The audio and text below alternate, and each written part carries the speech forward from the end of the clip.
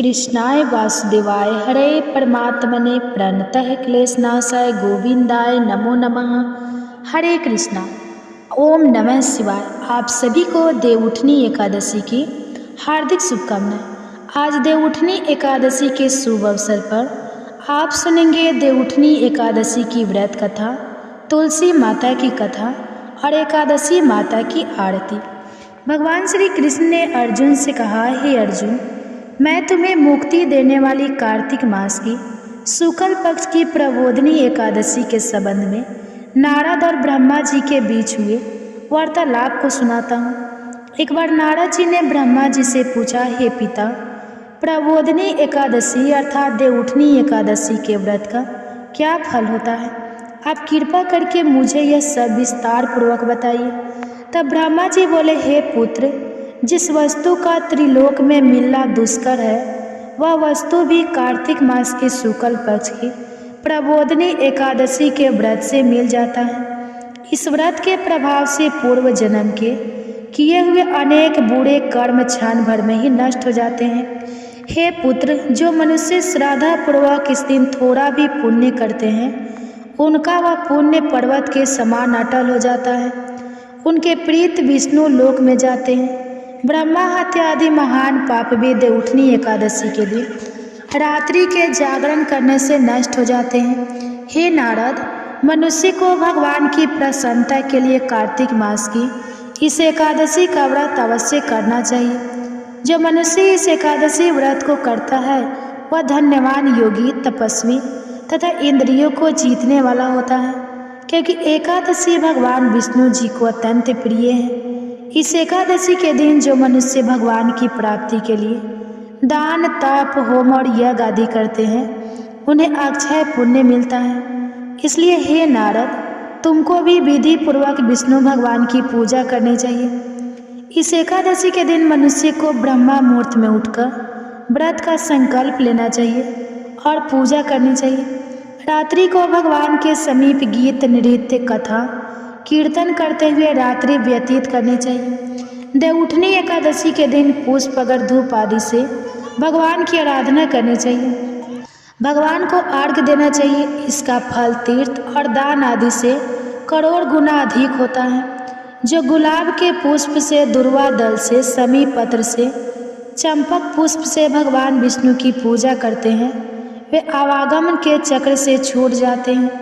जो मनुष्य चतुर्मास व्रत में किसी वस्तु को त्याग देते हैं उन्हें इस दिन से पुनः ग्रहण करनी चाहिए। जो मनुष्य देवउठनी एकादशी के दिन विधि पूर्वक उन्हें अनंत सुख मिलता है और अंत में स्वर्ग की प्राप्ति होती है। बोलिए भगवान श्री लक्ष्मी नारायण जी की जय। अब आप सुनेंगे देवउठनी एकादशी की 3 पौराणिक कथा। पहली पौराणिक कथा के अनुसार एक बार माता लक्ष्मी भगवान विष्णु जी से पूछती है कि स्वामी, आप दिन और रात जागते ही हैं या फिर लाखों करोड़ों वर्ष तक योग निद्रा में ही रहते हैं? आपके ऐसा करने से संसार के सभी प्राणियों को कई परेशानियों का सामना करना पड़ता है। माँ लक्ष्मी जी ने विष्णु भगवान से कहा कि आपसे एक अनुरोध है कि आप नियम से हर साल निद्रा लिया करें, इसमें मुझे भी कुछ समय विश्राम करने का समय मिल जाएगा। तब लक्ष्मी जी की बात को सुनकर भगवान श्री नारायण मुस्कुराए और बोले, देवी, तुमने ठीक कहा। मेरे जागने से सब देवों और खासकर तुमको कष्ट होता है और मेरे कारण तुमको जरा भी आराम नहीं मिलता। अतः तुम्हारे कहे अनुसार मैं प्रति वर्ष 4 महीने बारिश के मौसम में सो जाया करूँगा। मेरी यह निद्रा अल्प निद्रा और प्रलय कालीन महानिद्रा कहलाएगा। इस काल में जो भी भक्त मेरे शयन की भावना करके मेरी सेवा करेंगे और शयन और उत्थान के उत्सव को आनंद पूर्वक आयोजित करेंगे उनके घर में मैं आपके साथ निवास करूंगा। प्रेम से बोलिए श्री लक्ष्मी नारायण जी की जय।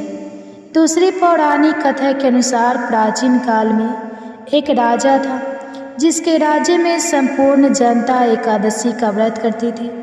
ऐसे में इस दिन हर किसी को अन्न देने की मनाही होती थी। एक बार एकादशी के दिन दूसरे राज्य का कोई व्यक्ति उस राजा के दरबार में नौकरी मांगने आए तो राजा ने व्यक्ति से कहा कि तुम्हें इस राज्य में नौकरी तो मिलेगी, लेकिन एक शर्त यह है कि एकादशी के दिन यहाँ अन्न नहीं मिलेगा। नौकरी के चलते व्यक्ति ने राजा की बात मान ली। जब अगले महीने एकादशी आई तो राजा के कथन अनुसार उस व्यक्ति को अन्न नहीं मिला। हालांकि उसे राजा की ओर से फलाहार की सामग्री प्रदान की गई, लेकिन उस व्यक्ति से भोग बर्दाश्त नहीं हुई और वह राजा से अन्न की मांग करने लगा। वह राजा के सामने अन्न के लिए गिड़गिड़ाने लगा तो राजा ने उस व्यक्ति को नौकरी की शर्त याद दिलाते हुए अन्न देने से मना कर दिया। मगर भूख से बेबस होकर वह व्यक्ति अन्न की मांग करता रहा, जिसके बाद राजा ने उसे अन्न देने का आदेश जारी कर दिया। राजा के आदेश पर उस व्यक्ति को कच्चा आटा, चावल और दाल दिया गया। भोजन सामग्री पाचक वह व्यक्ति खुश हो गया और नदी किनारे पहुंच गया।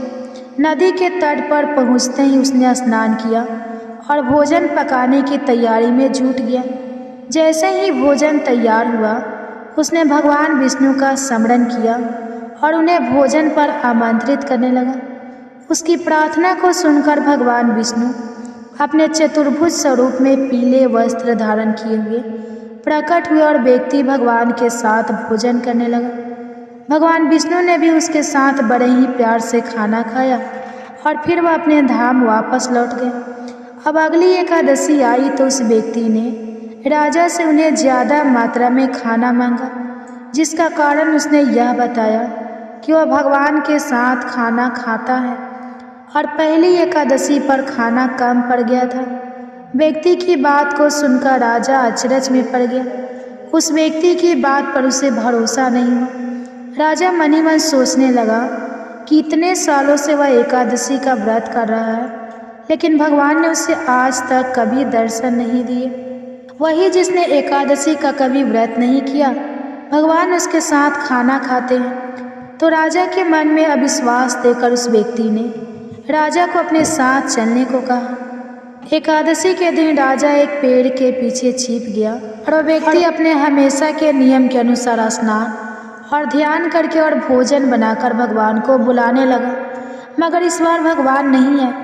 व्यक्ति ने कई बार भगवान से आने की प्रार्थना की, लेकिन मानो भगवान ने उसकी हर प्रार्थना अनसुनी कर दी, जिसके बाद उस व्यक्ति ने नदी में कूदकर भगवान से अपनी जान देने की बात कही। वह व्यक्ति नदी में कूदने ही जा रहा था कि तभी भगवान प्रकट हो गए और उसे रोक लिया। वे उसके साथ बैठकर भोजन करने लगे। भोजन के बाद भगवान उस व्यक्ति को बैठाकर अपने साथ अपने धाम को ले गए। राजा ने यह पूरा दृश्य छुपकर देखा और तब उसे इस बात का ज्ञान हुआ कि मन की शुद्धता के साथ ही व्रत और उपवास को करना चाहिए, तभी व्रत का पूर्ण फल प्राप्त होता है। इस घटना के बाद से राजा भी पवित्र मन से व्रत और उपवास करने लगा और जीवन के अंत में उसे भी स्वर्ग की प्राप्ति हुई। अब सुनिए तीसरी पौराणिक कथा। एक बार राजा था, उसके राज्य में प्रजा सुखी थी। एकादशी को कोई भी अन्न नहीं बेचता था, सभी फलाहार किया करते थे। एक बार भगवान ने राजा की परीक्षा लेनी चाहिए, तो भगवान ने एक सुंदरी का रूप धारण किया और सड़क पर बैठ गए। तभी राजा उधर से निकला और सुंदरी को देखकर चकित रह गया। उसने पूछा, हे सुंदरी, तुम कौन हो और इस तरह यहाँ क्यों बैठी हो?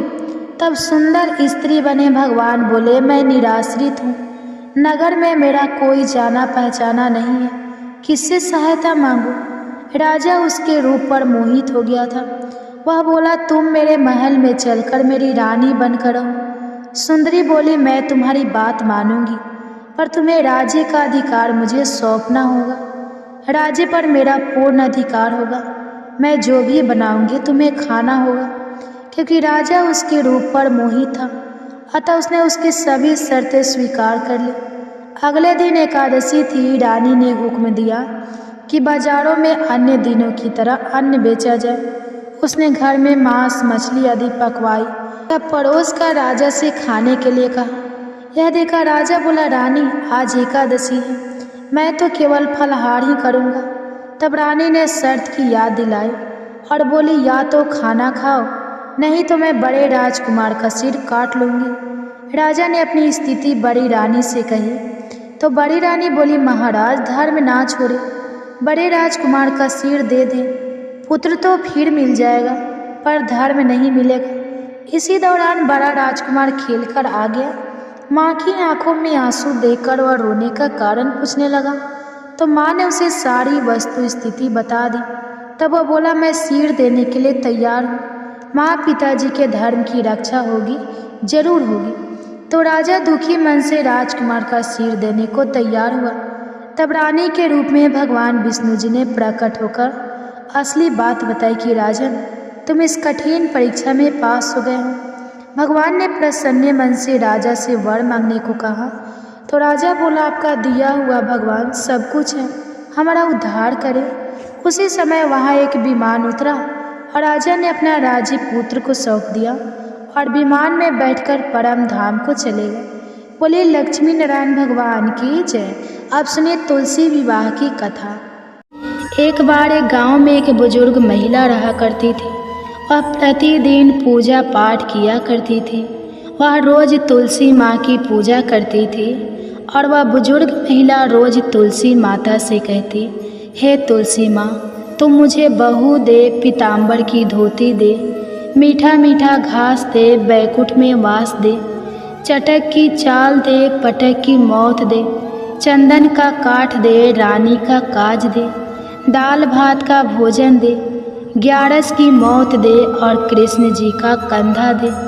वह बुजुर्ग महिला हर महीने में तुलसी माता की रोज पूजा करती थी और उनके बिरले को रोज सींचती थी। तुलसी माता बुजुर्ग महिला की बात सुनकर धीरे धीरे सूखने लगी।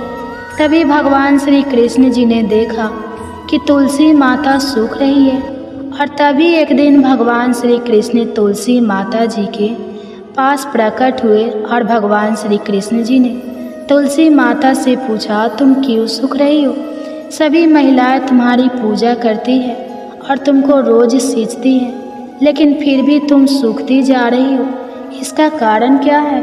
जिसके बाद तुलसी माता ने भगवान श्री कृष्ण जी से कहा कि हे प्रभु, एक बुजुर्ग महिला मेरे पास रोज आती है और रोज एक ही बात बोलती है कि हे तुलसी माता, सबकी दाता मैं तेरा बिरला सींचती हूँ, तो मुझे बहू दे, पीताम्बर की धोती दे, मीठा मीठा घास दे, बैकुंठ में वास दे, चटक की चाल दे, पटक की मौत दे, चंदन का काठ दे, रानी सर राज दे, दाल भात का भोजन दे, ग्यारस की मौत दे और कृष्ण जी का कंधा दे। मैं उस बुजुर्ग महिला की सारी मनोकामनाएं पूरी कर सकती हूँ, लेकिन उसकी एक मनोकामना पूरी नहीं कर सकती। मैं कृष्ण जी का कंधा कहाँ से दूंगी? भगवान श्री कृष्ण जी तुलसी माता की यह बात सुनकर जोर जोर से हंसने लगे और फिर भगवान श्री कृष्ण जी ने तुलसी माता जी से कहा कि तुम चिंता मत करो, जब वह बुजुर्ग महिला की मृत्यु होगी तब मौके पर मैं और आप ही कंधा दे देंगे। आप सुबह जब वह पूजा करने आए तब कह देना कि सब कुछ तुम्हें मिल जाएगा। कुछ दिनों बाद वह वृद्ध महिला ठोकर खाकर रास्ते में गिर कर मर गई। पूरे गांव के सभी लोग आए और उस महिला को सभी लोग धर्मात्मा मानते थे। उसको तुलसी जी की डकुरी कहते थे। उसके परिवार में कोई भी नहीं था, इसलिए गांव वालों ने ही उसके अंतिम संस्कार करने की योजना बनाई और उसे नहलाकर जब बैकुंठी पर बैठाने के लिए उसे उठाने लगे तो उसका मृत शरीर इतना भारी हो गया था कि उसे कोई उठा नहीं पाया। यह सब देखकर वहाँ के सभी लोग तरह तरह की बातें करने लगे और कहने लगे कि यह इतना पूजा पाठ करती थी, हर समय माला फेरती थी, इसलिए यह इतनी भारी हो गई है। वही पूरे गांव में चर्चा होने लगी कि डोकरी माई कोई भक्ति नहीं करती थी या छल कपट करती थी। हम जिसे धर्मात्मा समझते थे वह पापी है जो कि किसी से भी नहीं उठ पा रही है। यह इसके कर्मों की सजा है। इधर भगवान ने सोचा कि मेरे भक्तों की निंदा हो रही है, इसलिए भगवान ने बूढ़े ब्राह्मण का वेश धारण करके वहाँ पर आए और वहाँ पर जितने भी लोग इकट्ठे हुए थे उनसे पूछने लगे कि यहाँ पर इतनी भीड़ क्यों लगी है। जिससे लोग कहने लगे कि यह डोकरी माई मर गई है और पाप इतना था कि इससे यह उठ ही नहीं पा रही है। सब उठाकर थक गए। तब ब्राह्मण जी ने कहा कि मुझे एक बार डोकरी के कानों में कहने दो, फिर वह देखो कैसे उठती है। तो सभी लोगों ने कहा कि आप भी प्रयास करके देख लीजिए। तब भगवान ने उस वृद्ध महिला के कानों में कहा कि हे डोकरी माई, देखो मैं आ गया। और जो भी बुढ़िया माई पूजा करते समय शब्द कहती थी वह शब्द उसके कानों में कहने लगे, तू बिरला सींच मेरा, मैं करूँ निस्तार तेरा। डोकरी माई बहू ले, बेटी ले, पोता ले, लड्डू ले, पीताम्बर की धोती ले, गहना ले, घी का घड़ा ले, मीठा मीठा खीर और पूड़ी ले, दाल भात का भोजन ले, धन दौलत ले, बेटा पोता को काम ले, तुलसी का पत्ता ले, मुंह में गंगा जल ले, 11 माता को दीन ले, श्री कृष्ण जी का कंधा ले। इतना सुनते ही डोकरी हल्की हो गई। भगवान ने बोला, आओ और उसको उठाओ। भगवान ने हाथ लगाया और डोकरी उठ गई। सबको बड़ा ही आश्चर्य हुआ। उसे खूब धूमधाम से ले जाया गया। भगवान उसे अपने कंधे पर ले गए। पूरे गांव में इसकी चर्चा होने लगी, जिससे उसको मुक्ति मिल गई और वह बैकुंठ में चली गई।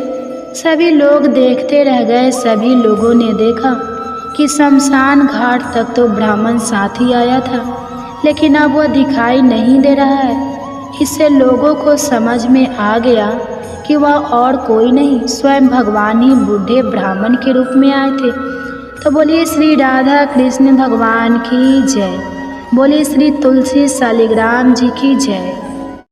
एक बार एक राज्य में एक राजा रहा करता था। राजा बहुत ही बुद्धिमान और बलशाली था।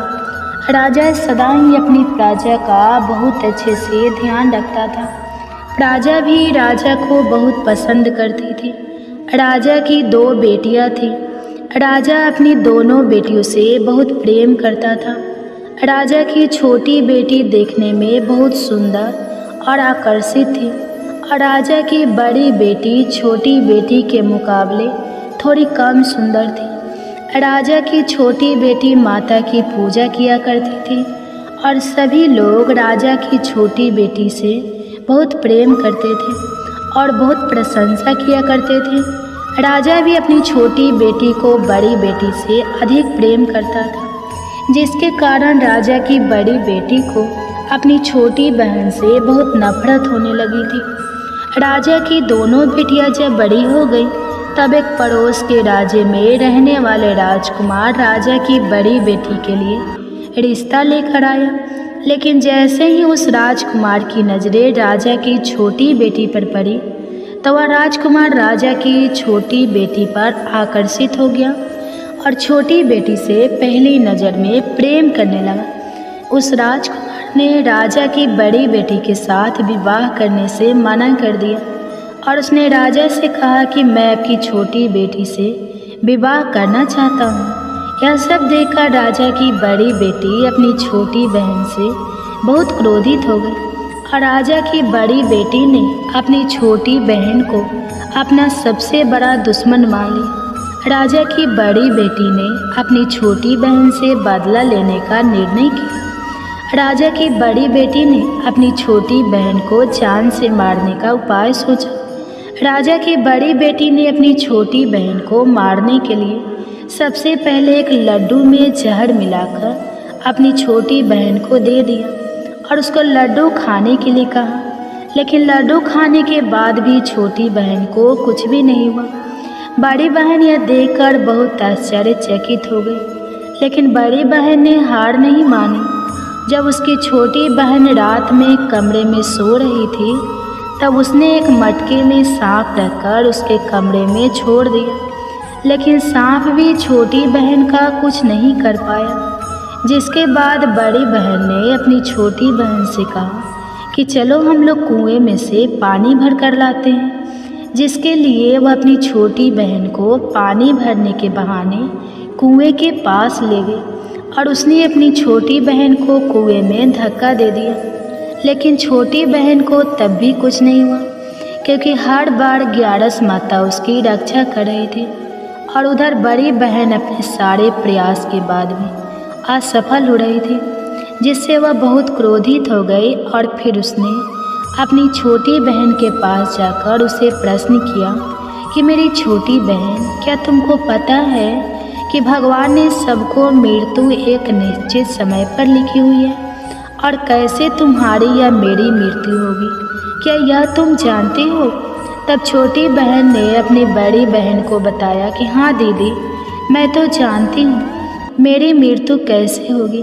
छोटी बहन से यह सब बातें सुनकर बड़ी बहन मन ही मन बहुत प्रसन्न होने लगी और उसने अपनी छोटी बहन से कहा कि तो तुम मुझे अपनी मृत्यु का राज बताओ। तब छोटी बहन ने अपनी बड़ी बहन से कहा कि अरे मेरी मृत्यु तो एक तोते में है, जो तोते के गले में एक हार है उससे मेरी मृत्यु होगी। जब तक कोई भी व्यक्ति तोते को मारकर उस हार को अपने गले में पहनेगा तो मैं मूर्छित हो जाऊंगी, और जैसे ही उस हार को अपने गले से उतारे तो मैं वापस जीवित हो जाऊंगी। अपनी छोटी बहन की मृत्यु का राज जानकर बड़ी बहन बहुत खुश हुई और उसने अपनी छोटी बहन को मारने के लिए उसके पालतू तोते को ढूंढना शुरू कर दिया। और छोटी बहन को इस बात का आभास हो गया था कि कोई उसकी जान लेना चाहता है, जिसके लिए वो अपने पिताजी के पास गई और उसने अपने पिताजी से कहा कि पिताजी, मेरी मृत्यु के बाद आप मुझे मत जलाइएगा, आप मुझे अपनी पुरानी वाली हवेली में एक पलंग में लेटाकर छोड़ दीजिएगा। अपनी छोटी लड़की की यह बातें सुनकर राजा बहुत आश्चर्यचकित हो गया। राजा ने अपनी छोटी बेटी से पूछा कि बेटी, तुम यह क्या कह रही हो? तब राजा की छोटी बेटी ने बताया कि पिताजी, समय किसी के लिए नहीं रुकता है, क्या कब किसको हो जाए इसका किसी को कुछ नहीं पता। फिर राजा ने अपनी छोटी बेटी से कहा कि तुम ऐसी बातें क्यों करती हो? 2-3 दिन के बाद तो तुम्हारा विवाह है। लेकिन छोटी बेटी ने अपने पिताजी को ऐसा करने पर मजबूर कर दिया और उनसे वचन ले लिया। राजा ने भी अपनी छोटी बेटी की बात स्वीकार कर ली और 2-3 दिनों के बाद जब शादी का समय आया तब राजकुमार बारात लेकर राजा के घर आया और राजकुमार और राजा की छोटी बेटी का विवाह शुरू हो गया। जैसे ही राजा की छोटी बेटी राजकुमार के साथ फेरे लेना शुरू हुई तो उसकी बड़ी बहन अपनी छोटी बहन के कमरे में जाकर उसके तोते को पकड़ लेती है और उसको जान से मार देती है। तोते के गले में जो हार था उसको अपने गले में धारण कर लेती है और जैसे ही बड़ी बहन उस हार को अपने गले में धारण करती है तो उधर छोटी बहन 3.5 फेरे ले पाती है और वहीं पर बेहोश होकर गिर जाती है। जिसके बाद राजा ने बड़े बड़े दार्द हकीमों को बुलाया और अपनी छोटी बेटी का इलाज करने के लिए कहा। राजा की बात सुनकर जब वैद्य ने छोटी बेटी को देखा तो राजा को बताया कि आपकी छोटी बेटी ना तो जीवित है और ना मरी हुई है। ऐसा मैं पहली बार देख रहा हूँ। राजा ने वैद्य और हाकिम को यह बात बाहर बताने से मना कर दिया और उनको कहा कि अगर तुमने यह बात किसी को बाहर बताई तो हम तुमको फांसी दे देंगे। अपनी छोटी बेटी को पुराने महल में जाकर एक पलंग में लेटा दिया और वहाँ पर कुछ सैनिकों को तैनात कर दिया। इसके बाद राजा वापस अपने महल पर आ गया। राजा की बड़ी बेटी अपने पिताजी के पास आई और कहने लगी कि पिताजी, अगर यह शादी संपन्न नहीं हुई तो आपकी इज्जत का क्या होगा? आप कहें तो मैं आपकी इज्जत बचाने के लिए राजकुमार से शादी करने के लिए तैयार हूँ।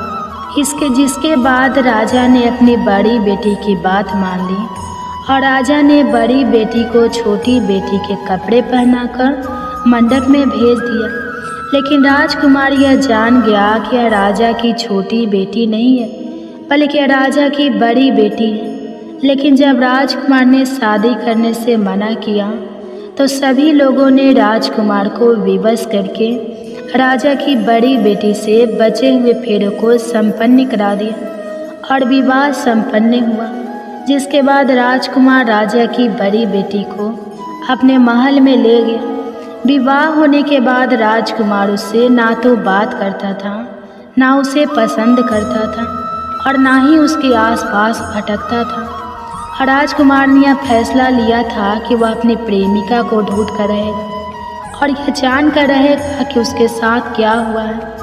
एक दिन राजकुमार अपने घोड़े पर सवार होकर राजा के पुराने महल के पास पहुंचा, जहां पर उसने कुछ सैनिकों को देखा। महल के पास पहुंचकर राजकुमार ने जब महल को ध्यान से देखा तो वह समझ गया कि यह तो हमारे ससुर जी का महल है।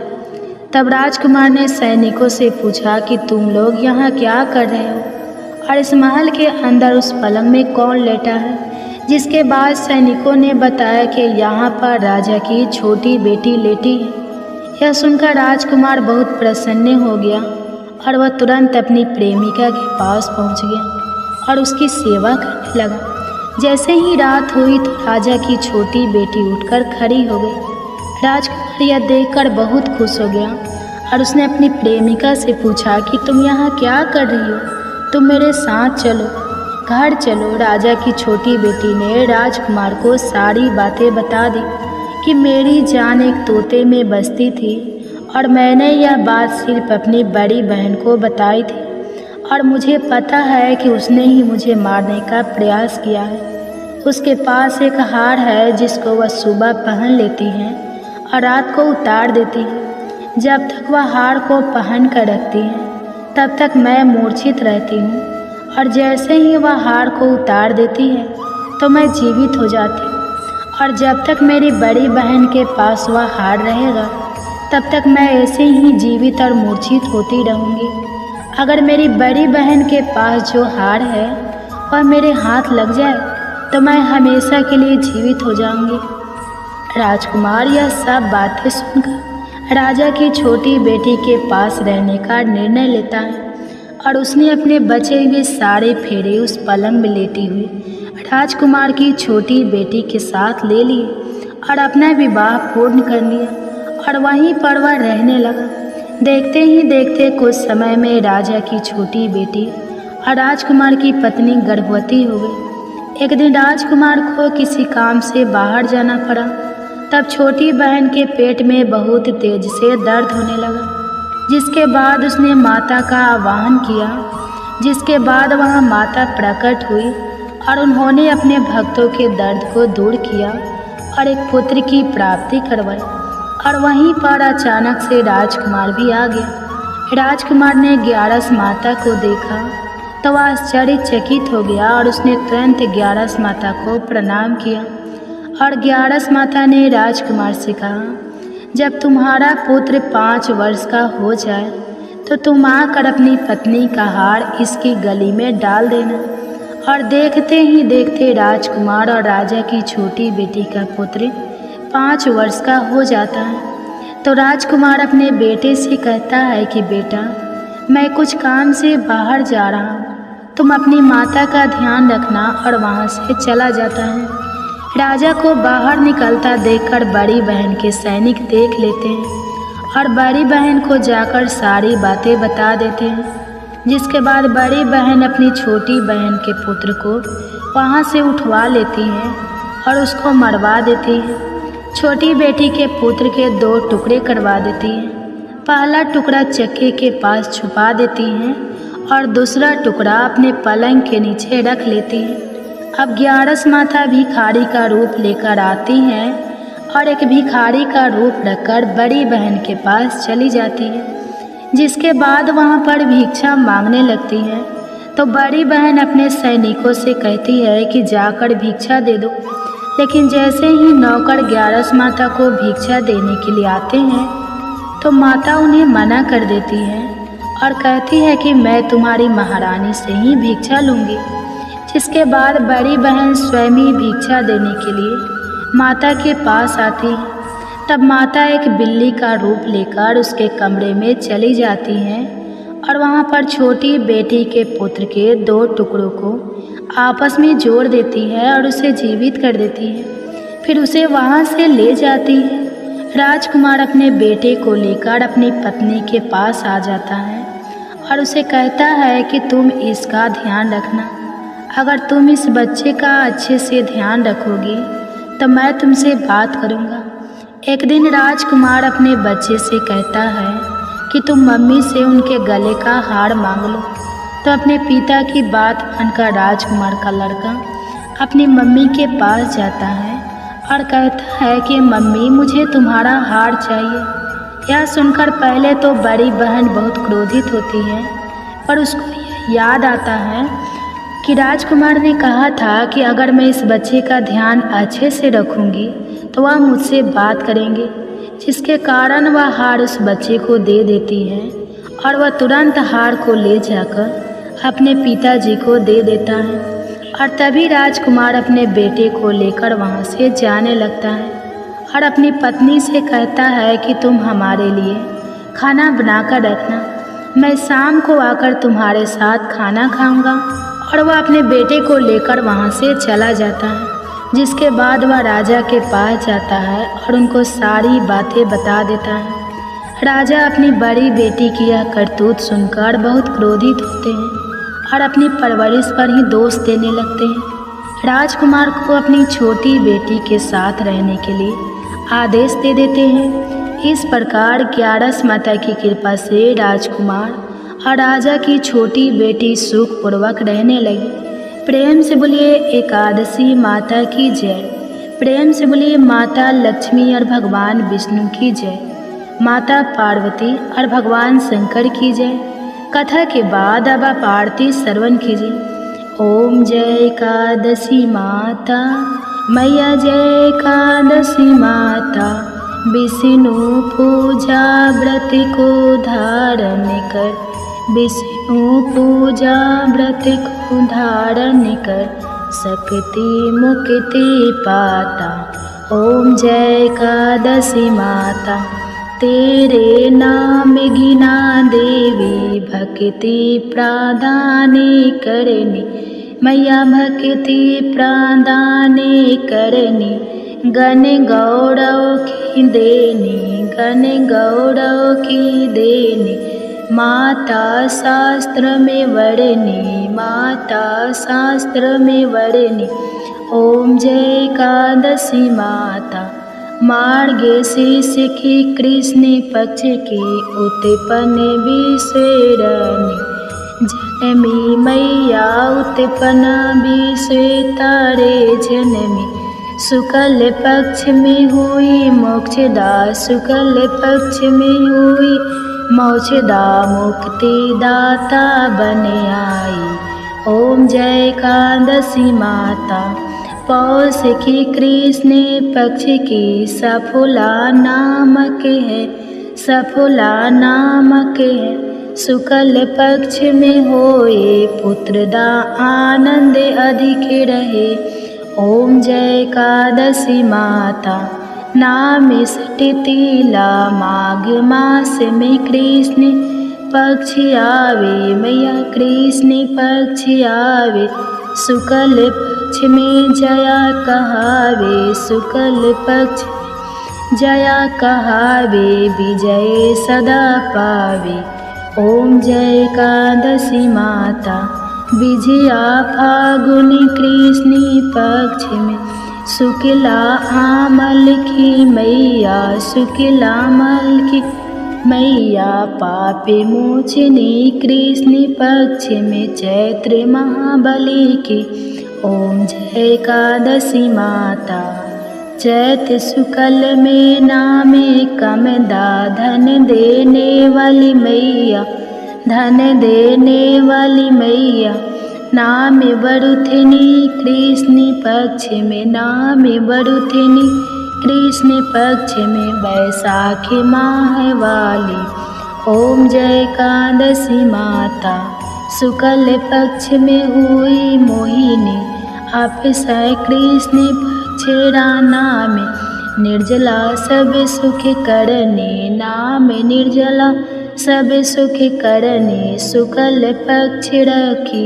ओम जय एकादशी माता, योगिनी नाम आषाढ़ में जानो, कृष्ण पक्ष करनी देव सैनी नाम कहाओ, शुक्ल पक्ष धरनी ओम जय एकादशी माता, कामिका श्रावण मास में आवे, कृष्ण पक्ष कहिए श्रावण शुक्ला होए, पवित्र आनंद से रहिए ओम जय एकादशी माता। आजा भाद्रपद कृष्ण पक्ष के परिवर्तन शुक्ला इंद्र आश्विनी कृष्ण पक्ष में, इंद्र आश्विनी कृष्ण पक्ष में भव सागर निकला ओम जय एकादशी माता। पापे कुंसा शुक्ल पक्ष में आपे हरण हारी, रामा माँ कार्तिक में आवे सुखदायक भारी ओम जय एकादशी माता। देवोत्थिनी शुक्ल पक्ष की दुख ना सके, मैया दुख ना सके, मैया पावन मास में करूँ विनती, पावन मास में करूँ विनती, पार करो नैया ओम जय एकादशी माता।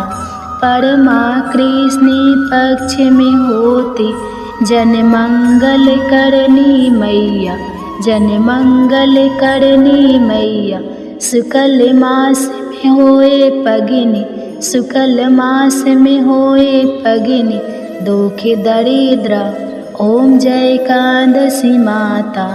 जो कोई आरती एकादशी की भक्ति सहित गावे, मैया भक्ति सहित गावे, जन गुरु देता स्वर्ग का वासा, जन गुरु देता स्वर्ग का वासा, निश्चय वह पावे ओम जय एकादशी माता, ओम जय एकादशी माता, ओम जय एकादशी माता।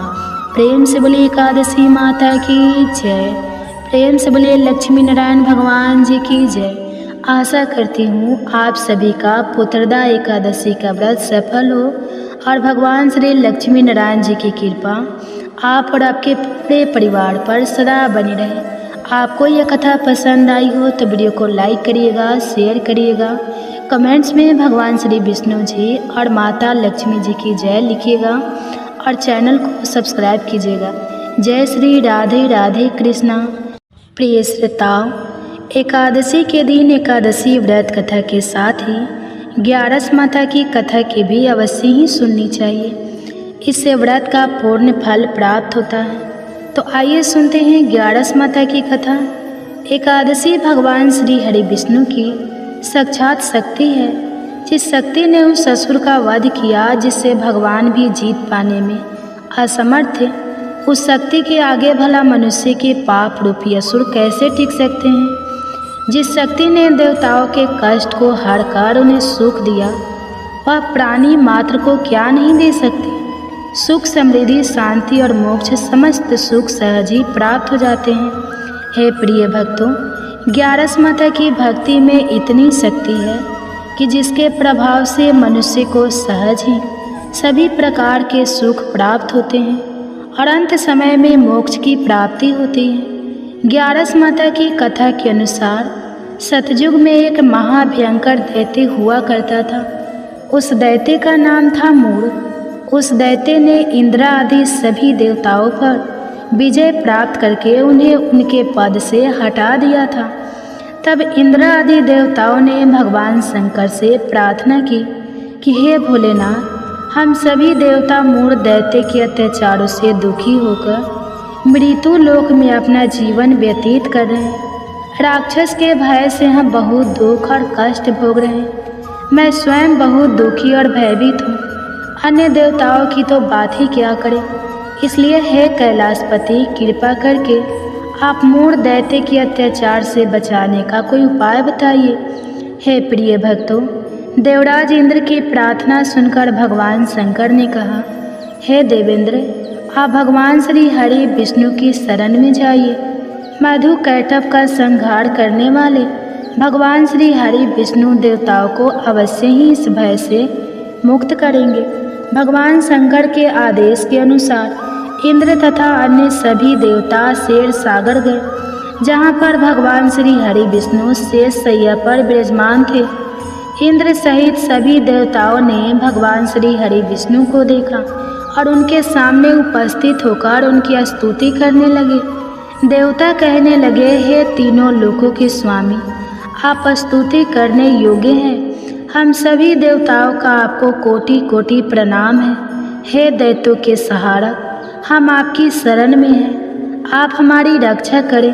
हे त्रिलोकपति, हम सभी देवता दैत्यों के अत्याचार से भयभीत होकर आपकी शरण में आए हैं। इस समय दैत्यों ने हमें स्वर्ग से निकाल दिया है और हम सभी देवता बड़ी ही दयनीय स्थिति में मृत्यु लोक में घूम रहे हैं। अब आप ही हमारे रक्षक हैं, हमारी रक्षा करें। हे जगन्नाथ, आप हमारी रक्षा करें। देवताओं की करुण पुकार सुनकर भगवान श्री हरि विष्णु बोले, हे देवगो, कौन सा दैत्य है जिसने देवताओं को जीत लिया है? आप सभी देवक किसके भय से पृथ्वी लोक में भटक रहे हैं? क्या वह दैत्य इतना बलवान है जिसने इंद्र सहित सभी देवताओं को जीत लिया है? तुम निर्भय होकर मुझे सब हाल बताओ।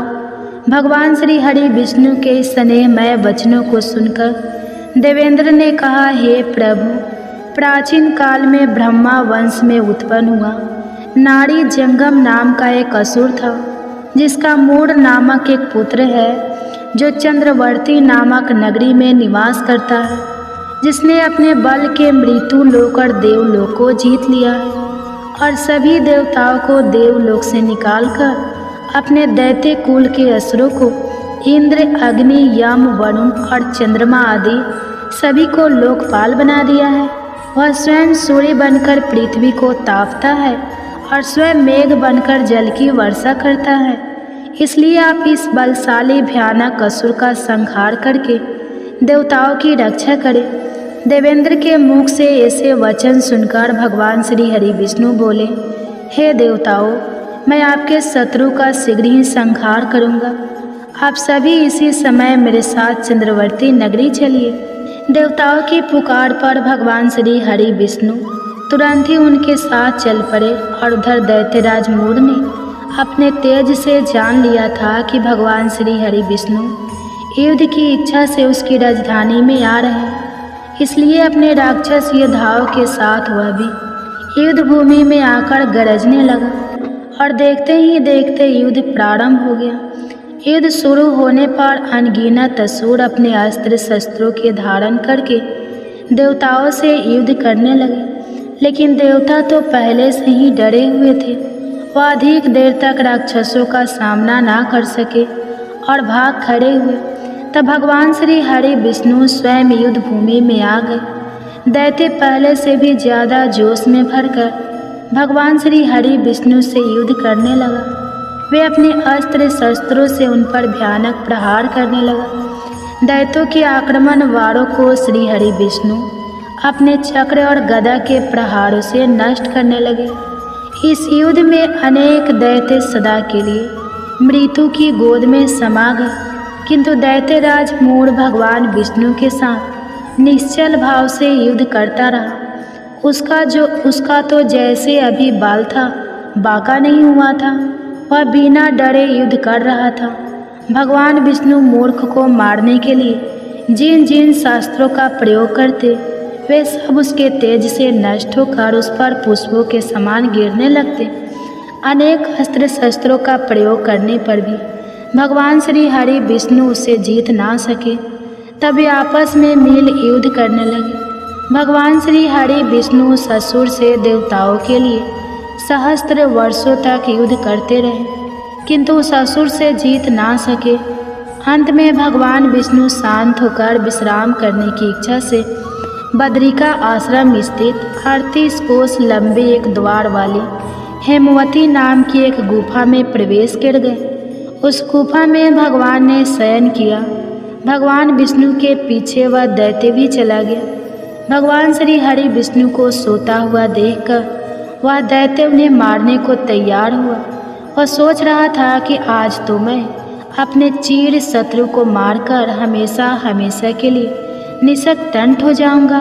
लेकिन उसकी यह इच्छा पूर्ण ना हो सकी, क्योंकि उसी समय भगवान श्री हरि विष्णु की देह से एक दिव्य वस्त्र धारण किए हुए एक अत्यंत मोहिनी देवी उत्पन्न हुई और राक्षस को ललकार कर उससे युद्ध करने लगी।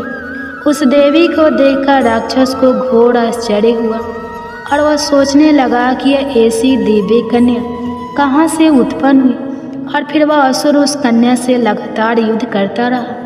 कुछ समय बीतने पर उस देवी ने क्रोध में आकर उस दैत्य के अस्त्र शस्त्रों के टुकड़े टुकड़े कर दिए। अब तो उस दैत्य को बड़ा ही क्रोध आया और वह सारी मर्यादाएं भंग करके उस देवी के मल्ल युद्ध करने लगा। उस तेजस्वी कन्या ने उसको धक्का मारकर मूर्छित कर दिया और उसकी मूर्छा टूटने से पूर्व ही उसका सिर काटकर धड़ से अलग कर दिया, और सिर कटते ही वह असुर पृथ्वी पर गिरकर मृत्यु को प्राप्त हुआ और बाकी बचे हुए असुर अपने राजा का ऐसा दुखद अंत देखकर भयभीत होकर पाताल लोक में भाग गए। भगवान श्री हरि विष्णु जब निद्रा से जागे तो उस असुर को मरा हुआ देखकर उन्हें घोर आश्चर्य हुआ और वे सोचने लगे कि इस महाबली को किसने मारा है। तब वह तेजस्वी कन्या श्री हरि से हाथ जोड़कर बोली, हे जगदीश्वर, यह असुर आपको मारने को तत्पर था, तब मैंने आपके शरीर से उत्पन्न होकर इस असुर का वध किया है। देवी की बात सुनकर भगवान श्री हरि विष्णु बोले कि तुमने इस असुर को मारा है, इसलिए हे देवी मैं तुमसे अत्यंत प्रसन्न हूँ। इसे मारकर तुमने तीनों लोकों को देवताओं के कष्ट को हरा है, इसलिए तुम अपनी इच्छा अनुसार वरदान मांग लो, मैं तुम्हारी प्रत्येक इच्छा को पूर्ण करूँगा। भगवान की बात सुनकर वह देवी बोली कि हे प्रभु, मुझे यह वरदान दीजिए कि जो भी मनुष्य या देव मेरा व्रत करे उसके सभी पाप नष्ट हो जाए और अंत में उसे स्वर्ग लोक की प्राप्ति हो। मेरे व्रत का आधा फल रात्रि को मिले और उसका आधा फल एक समय भोजन करने वाले को मिले। जो श्रद्धालु भक्ति पूर्वक मेरे व्रत को करे वह निश्चय ही वैकुंठ लोक को प्राप्त करे। जो मनुष्य मेरे व्रत में दिन तथा रात्रि को एक बार भोजन करे वह धन धान्य से भरपूर रहे। कृपा करके मुझे ऐसा वरदान दीजिए। भगवान श्री हरि विष्णु ने कहा, हे देवी, ऐसा ही होगा। मेरे और तुम्हारे भक्त एक ही होंगे और अंत में संसार में प्रसिद्धि को प्राप्त होकर मेरे लोक को प्राप्त करेंगे। हे कल्याणी, तुम एकादशी को पैदा हुई हो, इसलिए तुम्हारा नाम भी एकादशी हुआ, तथा जो मनुष्य इस दिन व्रत करेंगे उनके समस्त पापों समूल नष्ट हो जाएंगे। तुम मेरे लिए अब तीज, अष्टमी, नवमी और 14 से भी अधिक प्रिय हो। तुम्हारे व्रत का फल सभी तीर्थों के फल से भी महान होगा। यह मेरा अष्टांग का कथन है। इतना कहकर भगवान श्री हरि विष्णु उसी स्थान पर अंतर ध्यान हो गए। तो सभी प्रेम से बोलिए एकादशी माता और विष्णु भगवान की जय।